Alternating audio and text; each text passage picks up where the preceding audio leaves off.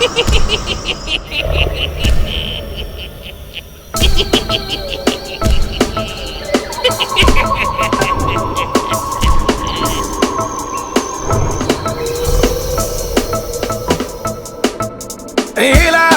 chindela lenywa ila muwa matinda batomu ndabye pete kabawelane Jesu bien ngene kabawelano ila chindela lenywa wa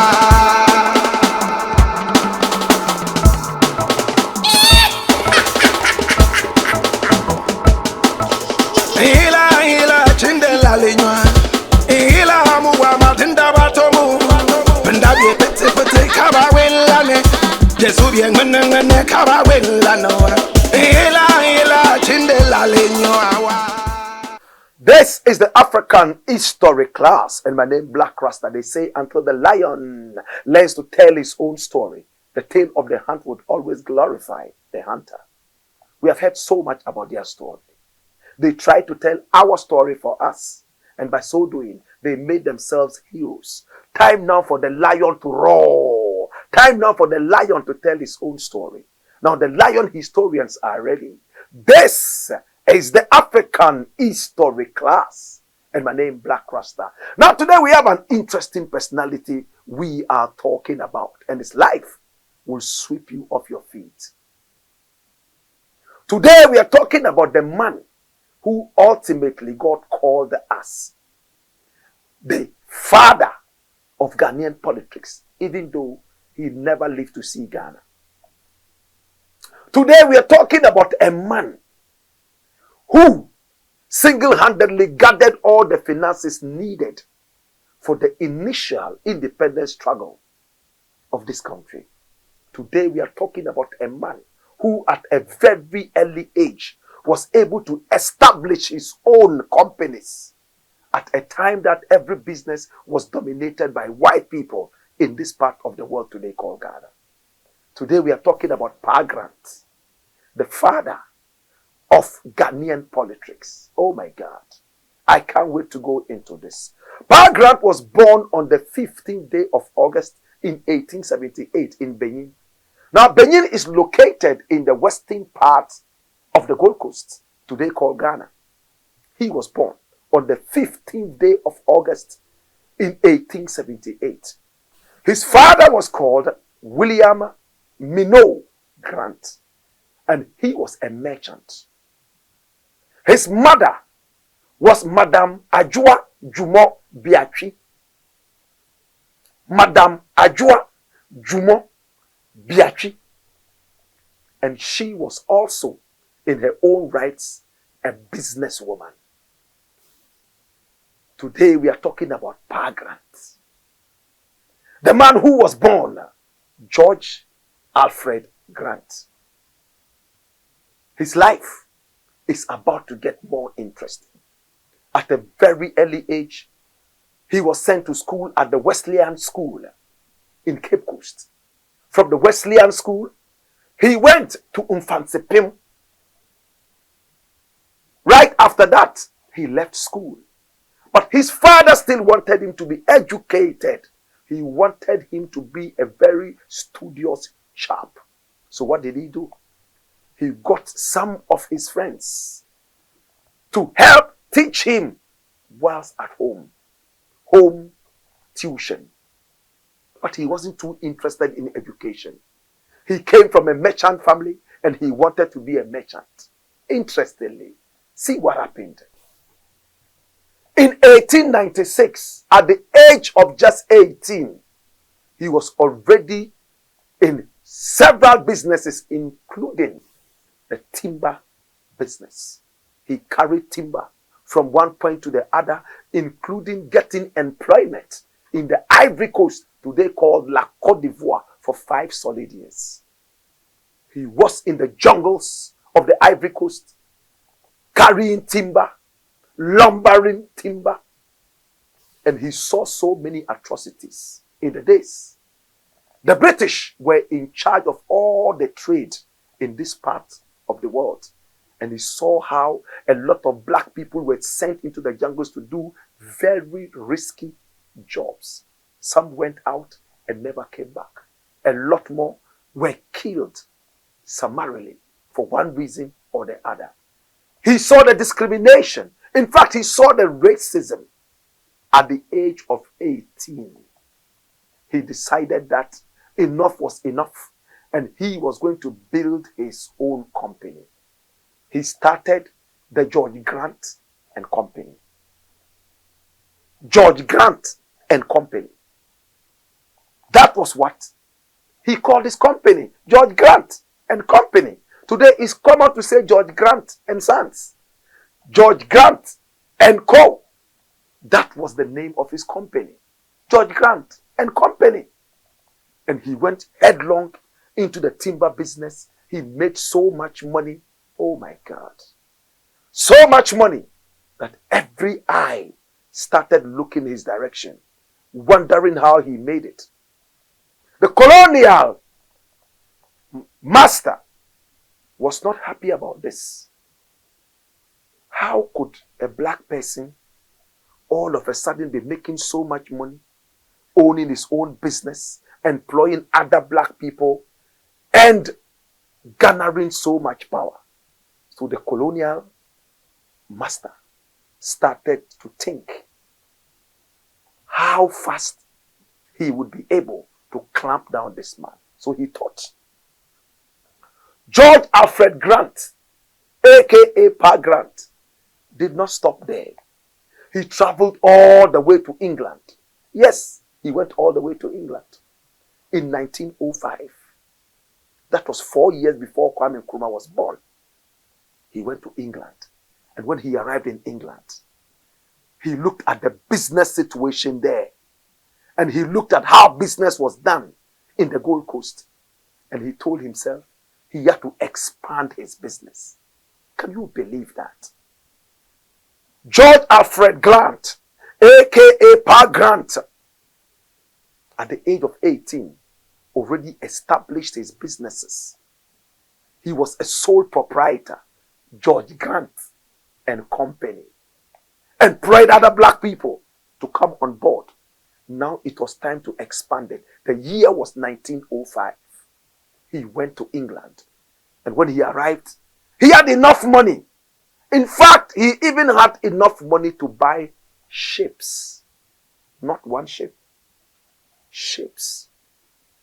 And those ships he was using to carry timber from the Gold Coast and other parts of Africa to England, Manchester, Liverpool, and all that. He demanded that he open shops in the area. He opened 3 shops. He preferred to call them shops rather than offices. You know why? Because he saw himself as a merchant, not a bureaucrat. He saw himself as a merchant and not a bureaucrat. He didn't need offices. He needed shops. Today we will call them offices. In his days, he called them shops. He opened 1 in England, London. 2 in England, Liverpool. And the 3rd one was in Germany, Hamburg. 1 in London, 2 Liverpool, and the 3rd one was in Hamburg. And his business started to open up. That was 1905. By the year 1919, he had already become so well established in the area. By 1920 to 1925, he was so wealthy. His money, nobody could quantify. But he was a humble man. He never flaunted his wealth. He rather encouraged other black people to be in the business. He coached a lot of black people to be on their own. And he always told his workers, I do not intend that you would work here forever. I intend that you would work, gain experience, leave, open up one, and employ other people, and we would continue like that. That is how we built. He was so respected. But in England, he saw so much racism. He saw how black people were never given any chance. And he thought to himself, wow. 1947, he arrived back in the Gold Coast. And he invited some people to come and join him so that they would struggle for the independence of this country. The first person he invited was J.B. Dankwa. J.B. Dankwa, the so-called doyen of Ghanaian politics, was the first person to be invited. And when he came in, what did they decide? They decided that it was time to free this country from colonial chains and suppression. But he was not the only person invited. They met. And when they met, they discussed the independence of this country. Many other people were invited. And they all joined hands. Who were these people who were invited? We had R.A. Awuno Williams. We also had Edward Akufo-Addo, the father of Nana Akufo-Addo. The other person who was invited was Emmanuel Obechebe Lamte. These were the people invited. J.B. Dankwa, R.A. Awuno Williams, Edward Akufo-Addo, and Emmanuel Obechebe Lamte. He came and sat with Paa Grant, the rich man, the self-made rich man. And they discussed the independence of this country. The idea of the UGCC came into being. And that was the United Gold Coast Convention. They decided to establish it.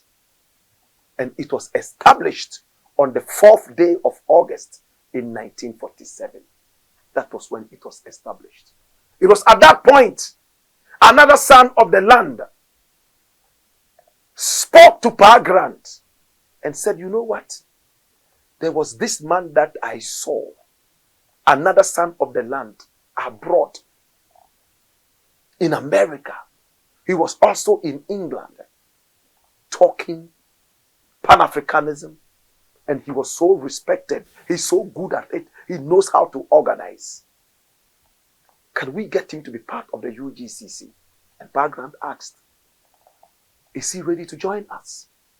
Who is he? And this person I'm talking about, oh, we are talking about Akwanje.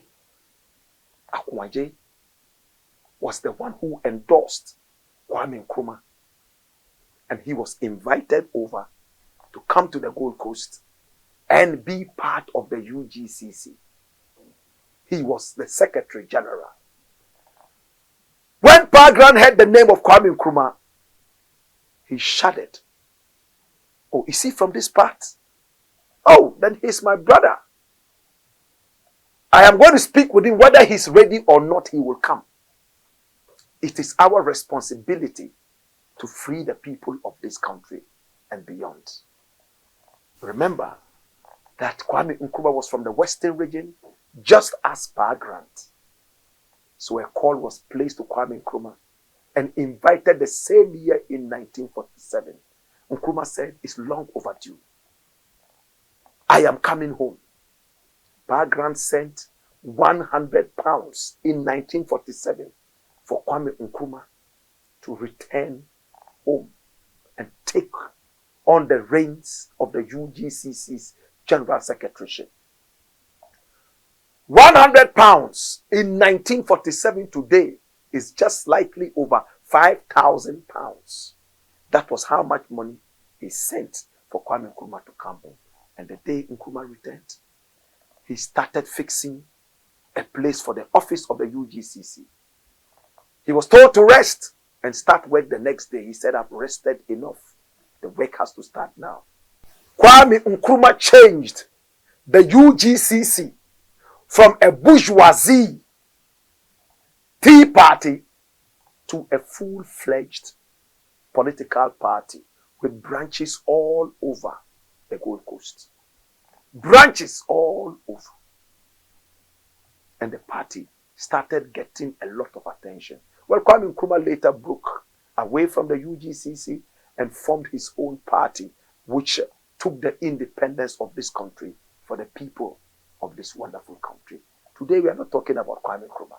We are talking about George Alfred Grant, born on the 15th day of August in 1878.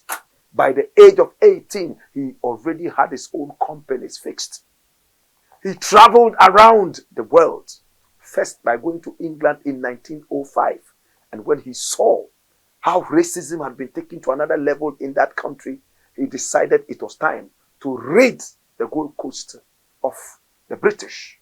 And that was how our independence struggle started. He had this money, so he pumped it out.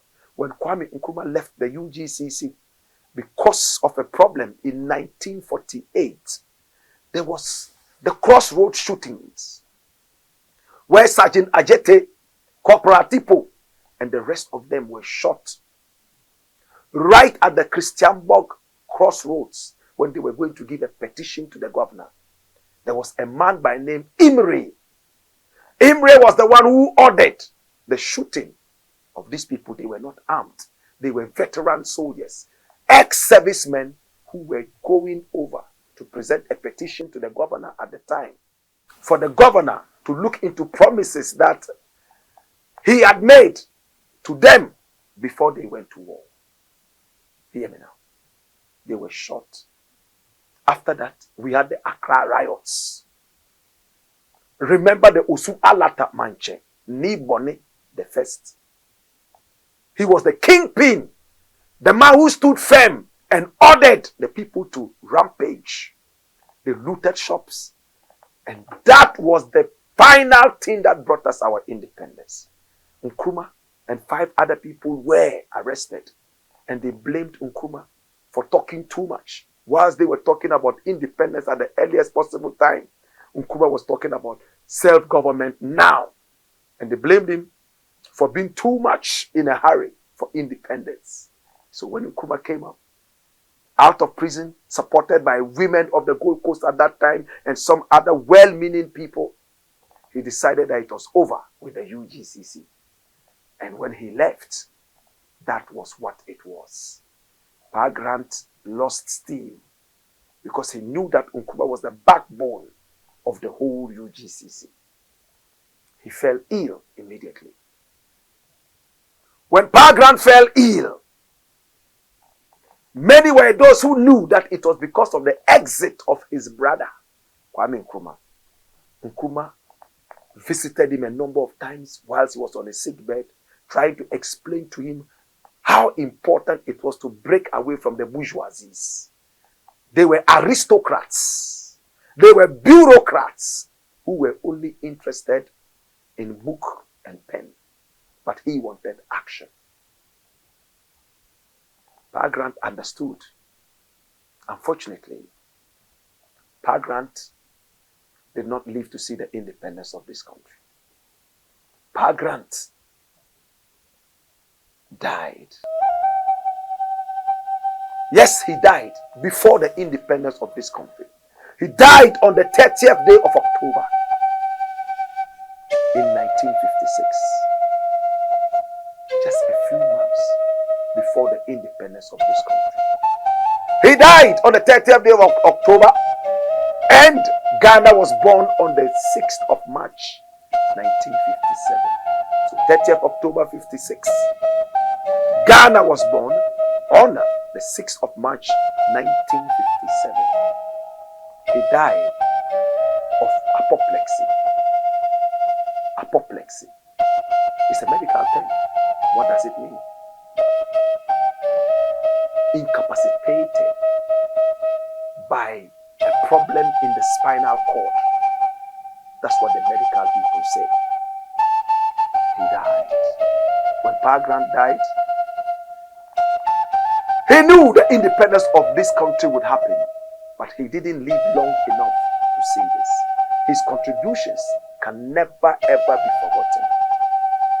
He was one of those who came out and said, listen, there's so much racism in this country. We have to take our country back. We have to employ our own people. We have to train our own people. What would it take? Is it money? He pumped all the money out, got the right people to start the whole movement. The UGCC still went on even after Paa Grant.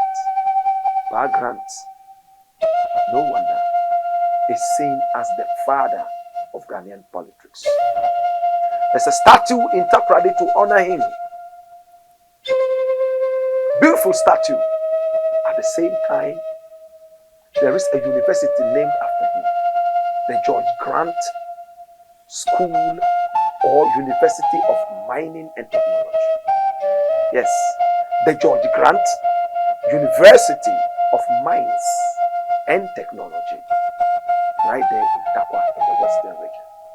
Today we remember George Afreekan. We remember Paa Grant, the father of Ghanaian politics. We remember the father of Gold Coast politics. We remember the great financier of our independence.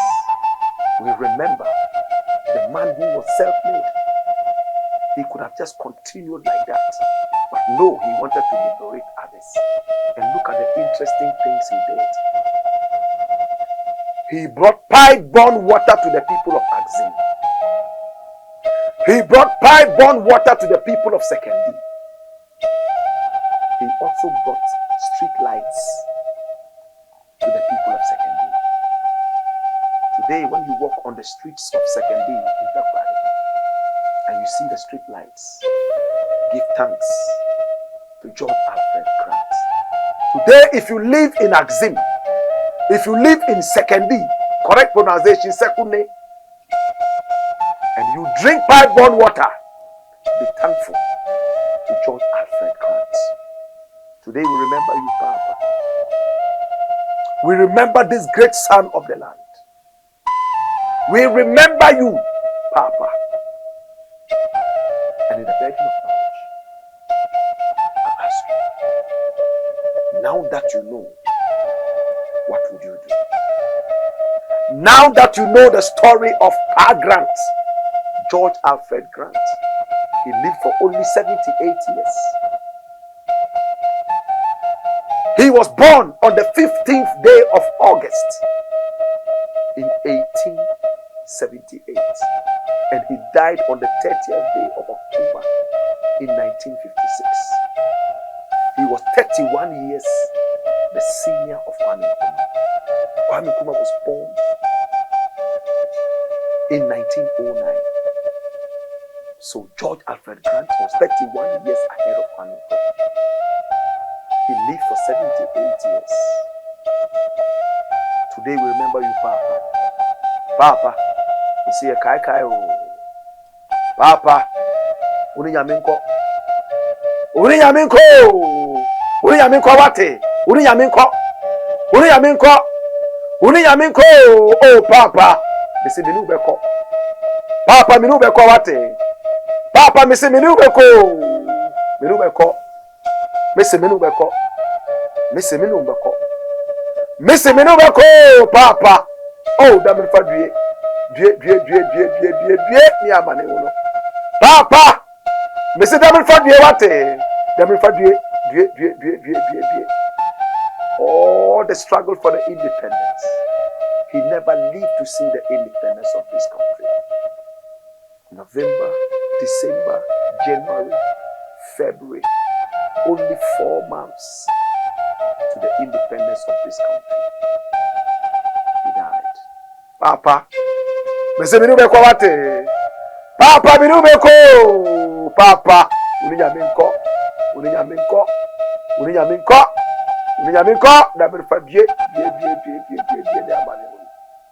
It's been the African history class. And today, we've had the privilege to speak about one of the greatest sons of our land. One man that we will call the father of Gold Coast politics. So selfless. Oh, so unassuming. George Afreekan. Paa Grant. Remember, this is the African history class. Remember to subscribe to our channel. and click on the notification button. We are called the Afreekan History Class, and Afreekan is spelled Afreekan, as if to say free. Yes, we can. History is HISTORY. Class is KLASS. It's been the Afreekan History Class, and my name, Black Rasta.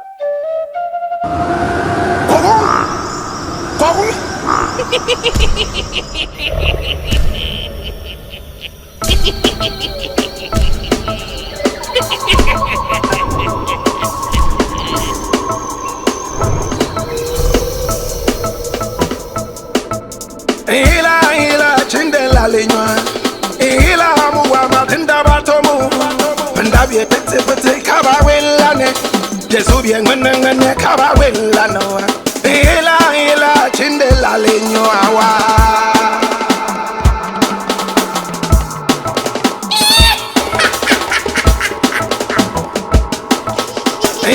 ila chindela lenywa ila muwa matinda batomu ndabiye pete kaba welane Jesu bien ngene kaba welano ila chindela lenywa wa